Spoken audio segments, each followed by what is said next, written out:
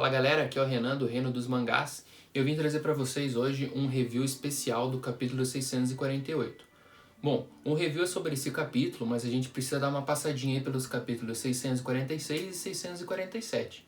Por quê? Algumas coisas já ficaram bem claras e a primeira é que a seção do Príncipe Sen é uma articulação do ali mais ou menos do chanceler novo, ali o Kakukai. Lembrando aí mais ou menos o que aconteceu em Kim anteriormente lá com o chanceler Ketsu. Querendo controlar o reino, e como o Kakukai não é bobo nem nada, ele está querendo praticamente fazer a mesma coisa. Só que ele agora tem um problema particular, porque Zal está sendo invadido, naquela época aqui não estava sendo invadido. Então isso aí já pesa um pouco. Só que o Kakukai, como não é bobo nem nada, ele tá ali se armando e tal. Vocês vão lembrar que o Kakukai, além dessa articulação pelo poder, ele vai seguir as dicas que o Hiboku deu lá na prisão. E apesar ali do antigo rei ter pedido para ele ignorar, o Kakukai com certeza devia estar com um bloquinho de notas ali, anotando tudo, pois as defesas de Zal elas começaram a se fortalecer, principalmente ali após a morte do rei.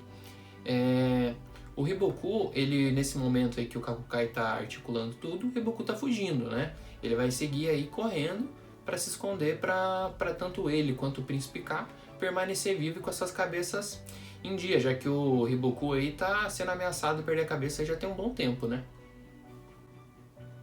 Só que o Kakukai, ele sabe que enquanto ele não tiver a cabeça do Hiboku e do Príncipe K, ele não vai ter certeza que o Príncipe Rei, né, o novo rei, vai seguir ali no trono sem problemas. Pois ele sabe que o poder e a popularidade do Hiboku é muito grande e, consequentemente, maior que a dele. Tanto que ele vai se aproveitar do selo real, né, para mover o exército de Kantan para se defender. Tanto que no capítulo 646 a gente percebe que o Hiboku e o Príncipe Kai e todos os seus apoiadores, eles são atacados em plena luz do dia, o que é uma coisa que o próprio Hiboku se surpreende. E a gente sabe que o Hiboku não é de se surpreender muito, né? E ali a gente sabe que na sequência também, depois desse ataque, que os apoiadores vão praticamente todos morrerem, as famílias deles também pagam o pato, né? Como é meio normal nesse período de guerra. Mas o Kakukai ainda fica meio pistola ali da vida, porque os dois principais que deveriam morrer, né? Passaram um sufoco, mas eles vão conseguir escapar, o que a gente vai contar aqui já. É importante falar que é a primeira vez, pelo menos assim que eu lembro, em toda a história de Kingdom, que a gente vê o Hiboku aparecendo totalmente abatido. A gente está falando de um cara que reuniu todos os exércitos dos reinos, né? Praticamente todos, teve só um que não participou. Atacou Kim, perdeu, voltou para casa, foi atacado, perdeu novamente, perdeu seu bichinho de estimação, que era o Hulk, né? Viu o Hulk morrer. E ficou ali preso à beira de perder a cabeça, ser executado, e mesmo assim ele nunca chegou a um ponto de estar tão depressivo quanto nesse capítulo 646 e 647, com toda essa articulação do Kakukai. É a primeira vez que eu me lembro de ver ele desse jeito. Se vocês perceberem, no capítulo 646, ali até o 647, a gente percebe já no traço do Hara que o Hiboku claramente está abatido. Ele está sentindo um cansaço, uma desilusão, até uma forma aí de depressão. A gente já consegue observar no desenho dele. E ele precisa fugir. Ele precisa fugir com o Príncipe K, né, para dar sequência ao reino, às suas ideias, né, ao que eles entendem como um reino justo de Zal, que é colocar o Príncipe K no poder. Mesmo abatido, ele se propõe, lá na fuga, a furar aquele bloqueio dos soldados de Kantan. Só que é um ataque, a gente já percebe que é um ataque de tudo ou nada. Ele está preparado para morrer literalmente, jogando tudo pro alto. E nesse momento ali, se der, deu, se não der, não deu. Então ele vai com tudo ali, 8 ou 80. Mas graças à sua força, que a gente já viu em outros momentos, né, ele consegue perfurar o bloqueio. E ele vai seguir em frente, ficando ali na retaguarda da fuga. Ele até fala pra sua incrível Kane, que não larga sempre do pé dele, tá sempre junto, né, fiel escudeira, que ele vai ficar para trás, para não se preocupar com ele. Para aquele que ele se coloca em risco, né, para defender o Príncipe K. Ele diz para Kane não se preocupar, né, numa clara declaração de vida ou morte. E em seguida a gente tem uma cena ali onde a Kane já aparece chorando, no meio da luta ali, da defesa, falando que nada daquilo faz sentido. Na tradução até ela fala assim, vocês são lixo, mas a tradução tá errada, porque o que ela tá ali chorando e expressando é justamente esse sentimento de que o que eles estão fazendo ali não faz sentido, eles estão lutando irmãos contra irmãos, soldados de Zal contra soldados de Zal. E vai dando essa sequência, né? E eles conseguem ultrapassar o portão norte da cidade de Cantan, onde eles já estavam ali esperando por eles, né? O Futei e o Chão Sujo, né? O famoso Chão Sujo, né? Porque o nome é muito parecido. Bom, piadinhas à parte, né? Claro que os soldados continuaram perseguindo eles a partir ali em campo aberto. Só que é nesse momento que a gente percebe que o Bananji também já está esperando ele em campo aberto, né? Com o seu exército ali para bloquear o exército de Cantan, facilitando a fuga, enfim, de Hiboku até a chegada deles na cidade de Houshou. É notável que o Hiboku continua ali muito abatido, bem assim, depressivo mesmo, só que ele não tenta demonstrar isso nas palavras, porque a gente percebe no diálogo dele com o Príncipe K que ele tenta dar um apoio, mesmo não parecendo, né? E o Príncipe K já tá ali todo aos prantos, né? Chorando e se lamentando pela incapacidade da família real em controlar e defender o reino de Zal. Nessa sequência a gente tem aí o final do capítulo, né? Uma cena que melhor expressa essa exaustão do Hiboku, que é quando ele está sentado de costas para Kenny, e ele diz que está cansado, pede para que ela também vai descansar, né?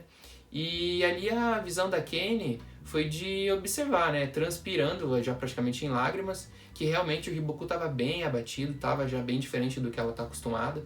Como poucas vezes, ou se é a primeira vez que ela consegue ver o Hiboku daquele jeito tão frágil, né? E ela já está indo embora, em direção à saída ali da barraca deles. E daí nessa sequência ando acaba sendo surpreendida com o pedido do Hiboku para que ela volte e fique um pouco ao seu lado. Nossa, pra quê, né? Quando ele fala isso, esse exato momento é um misto ali, um reflexo de emoções, que ela cai em lágrimas, ela vai no sentido do que o Hiboku está, né? Que ele está ali de costas na mesa e tal. E ela vai ali, abraça ele por trás mesmo, continua caindo em prantos de lágrimas e diz ali para ele que ela vai sempre estar ao seu lado, que não importa o que aconteça, ela vai estar ali. E nesse momento ela já, caiu a ficha, né, do que ela tá fazendo ali. Até depois, num traço, ela fala, putz, e o Futei nunca faria isso, né, então tô fazendo algo errado mesmo. Só que o Hiboku não, o Hiboku, mesmo ela pedindo desculpa, o Hiboku fala, não, quem precisa pedir desculpa sou eu, e eu que tenho que te agradecer, sabe, tipo, dá um sentimento forte ali na Kenny pros fãs do Hiboku, então, nossa senhora, né, tá mostrando o lado bom do coração do Hiboku ali, né, então, só que a Kenny percebe que passou um pouquinho dos limites, né, principalmente por causa da relação da hierarquia entre eles, e quando ela sai da barraca, ela começa a ter uma crise ali existencial sobre isso. E na sequência, o Hiboku vai descansar e ela vai em direção ao acampamento, onde ela acaba encontrando o Futei e os outros comandantes, né? O Bananji e o Chão Sujo. Bom, estamos já no meio do capítulo 647 e temos a sequência do amanhecer ali, onde o Hiboku encontra os seus 3 mosqueteiros, né? O Bananji, o Chão Sujo e Futei, além, claro, da Kenny. Detalhe aqui é para um Bananji já caolho, se vocês perceberem aí, né? É fruto da última guerra, do último combate dele lá contra o Molten. O diálogo deles começa já bem interessante, porque apresenta o Chão Sujo perguntando quais serão os próximos planos do Hiboku. Mas ao mesmo tempo que ele pergunta, ele já dá logo 3 sugestões na lata. A primeira era se entregar, a segunda continuar fugindo, e a terceira opção, que a gente vai ver que foi até meio polêmica, que era invadir Cantan, atacar, matar o Kakukai, destronar o Príncipe Sen e colocar o Príncipe K no lugar. Só que ele ainda joga ali uma faixa bônus no negócio, né? Ele fala que o Hiboku também podia assumir o trono no lugar do príncipe, o que claramente causa um espanto, principalmente ali no Futei e na Kenny. Mas a resposta do Hiboku é praticamente imediata. Ele repreende o Chão Sujo, dizendo que atacar agora seria considerado um golpe, e que além de ser algo escandaloso, ele tomar o poder seria ainda mais, o que ele deixa claro que nunca fez parte dos seus planos assumir a posição de rei. Bom, a sabedoria do Hiboku começa a entrar em jogo novamente, Porque ele já solta, né? Ele reprova as opções do Chão Sujo e já solta uma quarta opção, que é manter um exército forte e reunido ali, praticamente nessa região onde eles estão, e ainda dar mais uma fortalecida no seu exército, né? Pra ficar ali um pouquinho, aguentar, né, embaixo dos panos, para quando a necessidade da guerra acontecer, o Kakukai precisar deles, porque na cabeça do Hiboku isso vai ser a qualquer momento, né? Que eles vão precisar. E buscar então justamente ali uma fortificação desse seu exército, que é quando chega na próxima parte, que é ele dá ali a tudo a entender que eles vão visitar a próxima cidade, que é a cidade de Seika, onde reside o Shibashou, que é lembrado aí pelos outros por ser um grande comandante. Talvez aí vocês não vão lembrar bem, mas o Shibashou, ele aparece ali no capítulo 502, se eu não me engano, do Kingdom, e ele vai fazer uma rápida passagem defendendo o reino de Zal de um ataque dos Ordos, né? E ele vai fazer isso apenas com 5.000 homens contra 20.000 homens. E além dele conseguir defender com êxito, ele também vai ser indicado pelo próprio Hiboku, se eu não me engano foi o próprio Hiboku que indicou ele para o rei, para ser um dos 3 grandes céus. Só que o Shibashou recusa esse mérito, digamos assim, alegando ali doença, né? Mas fica claro que ele realmente é um dos comandantes mais fortes de Zal. E com o Hiboku deixando claro que vai atrás dele, isso acaba se concretizando, né? Parece que vai ser isso mesmo. E dessa vez quem fica surpreso é o Bananji, que ele vai ficar muito animado em ouvir isso, e a gente agora consegue perceber que nós temos o velho Hiboku, que estava totalmente abatido até aqui, ressurgindo como a fênix das cinzas. A gente chega agora na segunda metade do capítulo, onde começa já um novo arco. Praticamente ali um arco de 1 capítulo e meio, porque pelo que a gente tem a entender, né, já vai acabar no próximo, no 648, esse pequeno arco do destino do Ryufui. Tudo começa ali com uma reunião que está acontecendo no palácio, onde o rei Sei de Qin, né, e seus conselheiros estão debatendo sobre as ofensivas contra Zal, quando eles são surpreendidos logo por quem? Pelo Shishi. Lembra o Shishi, que era conselheiro lá no começo da série do chanceler Ketsu? Bom, agora ele tá do lado do príncipe Sei, do rei Sei, né? E ele chega ali, leva uma cutucada do Shibokun, né? Que ele tá atrasado pra reunião, mas ele chega ali de cara fechada e pede para falar sós com o rei, dizendo que tem algo importante para contar. Todo mundo sai, obviamente o Shibokun, né? Ele não sai, né? Grudado no rei, querendo participar da conversa. O Shishi, meio a contragosto, fala, ok, pode participar aí, e começa a contar. Ele explica que ele pede a privacidade para evitar que o Shohei-kun ouvisse essa conversa. Só que eu acho meio viajado ele querer que o Shohei-kun não escutasse, porque o Shohei-kun, desde quando ele fazia parte lá da facção do Ryufui, ele sempre se mostrou muito justo, tanto que ele vira de lado, né, praticamente, e tá desde então apoiando o rei, né, o rei Sei. Então não acho que isso faz tanto sentido, mas o Shishi é meio desconfiadão, né? Então ele pediu essa privacidade. Nessa reunião que os 3 acabam tendo, ele conta, né, que enfim chega o momento que o Ryufui foge de Kanan. Só que é uma informação que ele não tem tanta certeza se ele realmente fugiu ou não de fato.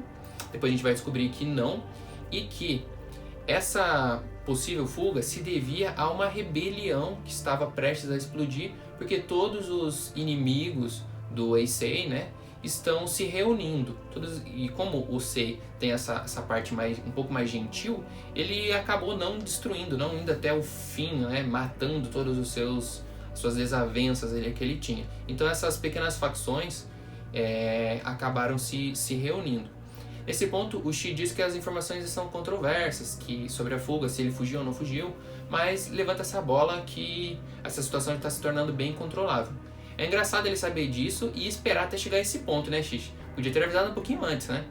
Enfim, ele conta que vários desses apoiadores vêm se reunindo ali em Kanan. São os apoiadores do velho chanceler Ketsu, né?